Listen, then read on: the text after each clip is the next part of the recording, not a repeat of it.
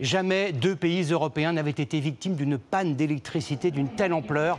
Elle touche depuis la mi-journée toute la péninsule ibérique, les communications, les ascenseurs, les aéroports, les entreprises. À 21 h, lorsque la nuit va tomber, des millions d'habitants vont se retrouver dans le noir. Roxane Sigula et nos équipes sur le terrain.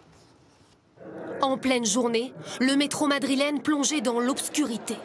À l'autre bout du pays, à Malaga, les passagers, eux aussi bloqués sous terre, se frayent un chemin le long des voies. À la mi-journée, l'Espagne et le Portugal, victimes d'une coupure massive d'électricité, sont paralysés. Aucun train ne circule, aucun avion ne décolle. Les voyageurs sont déboussolés. Internet est à plat. On ne peut pas chercher de logement, on ne peut pas trouver de transport. Donc pour ce soir, si ça ne s'arrange pas, je pense que je vais finir par dormir dans un parc. En panne aussi, la signalisation des routes. Circuler en voiture relève du parcours du combattant. Comme vous pouvez le voir derrière moi, il y a une longue file de voitures à l'arrêt. Ici, le trafic de toute la ville est très perturbé car les feux de circulation ne fonctionnent plus depuis plusieurs heures. Et c'est la police qui a pris le relais. La circulation n'est pas plus fluide pour ce funiculaire à Bilbao ou pour ces visiteurs coincés à plusieurs mètres du sol dans un manège à sensations au sud de Barcelone. Impossible même d'effectuer les gestes les plus banals, allumer la lumière chez soi, ouvrir son Velux ou même retirer de l'argent. Panique aussi chez les commerçants. Ce vendeur craint de devoir jeter toute sa marchandise. Je vais perdre tous ces laitages. Et ces produits surgelés, pareil. Je ne pourrai plus les vendre. Inquiet que la situation se prolonge, des centaines de personnes se ruent dans les supermarchés. On est en train de regarder pour acheter des choses. On voulait de l'eau, mais il n'y en a même plus.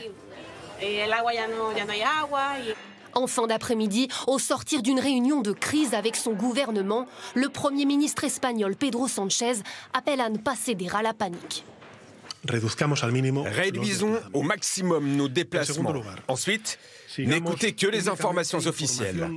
Enfin, nous devons utiliser raisonnablement nos téléphones portables. Les répercussions de la panne se font sentir jusqu'en France. À la gare de Perpignan, tous les trains en direction de l'Espagne restent à quai. Tout le monde a pris une décision, soit de prendre le bus de ce soir ou de prendre un train vers une autre destination. Mais pour l'instant, c'est clair que tous ceux qui vont vers l'Espagne ont dû trouver un plan B parce qu'il n'y a pas de train. Ce soir, l'électricité revient très progressivement dans plusieurs territoires de la péninsule ibérique, mais pas de retour à la normale avant de nombreuses heures. Oui, on l'apprend à l'instant ce soir. Le gestionnaire du réseau électrique espagnol annonce que l'électricité a été rétablie à 20%. Mais les autorités tentent toujours de comprendre les raisons de ce blackout. Équipement défaillant, pic de consommation mal géré, cyberattaque, aucune hypothèse n'est écartée. Thibaut Petit, Julie Calderon et Pierre Dehorne. Toute la péninsule ibérique à l'arrêt. Éclairée à la bougie ou à la lampe frontale. Que s'est-il passé ? La panne est partie de l'Espagne. Ici en jaune, la consommation électrique du pays, à 12h35, elle s'effondre et diminue de moitié. C'est cette chute brutale qui est à l'origine de la coupure généralisée. Mais comment l'expliquer? Pour le moment, aucune raison officielle n'est avancée. Seule l'Union européenne précise qu'il n'y a aucun signe de cyberattaque à ce stade. La France est-elle protégée contre ces coupures de courant? Le réseau électrique européen est interconnecté. En cas de problème sur le système, c'est tout le continent qui est menacé. Pour se protéger, il existe un système de sécurité.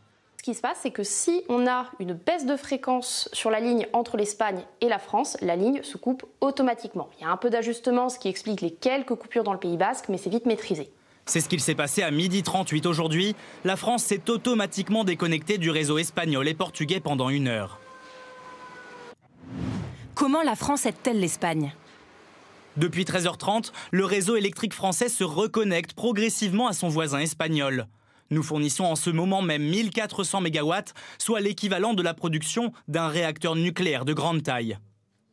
Nous aidons actuellement à hauteur des 2/3 de la consommation actuelle de l'Espagne et du Portugal. Mais cette aide, on peut la fournir encore combien de temps? On peut la fournir le temps qu'il faudra. Dans le sud du pays, Le Maroc, lui aussi, fournit de l'électricité à l'Espagne.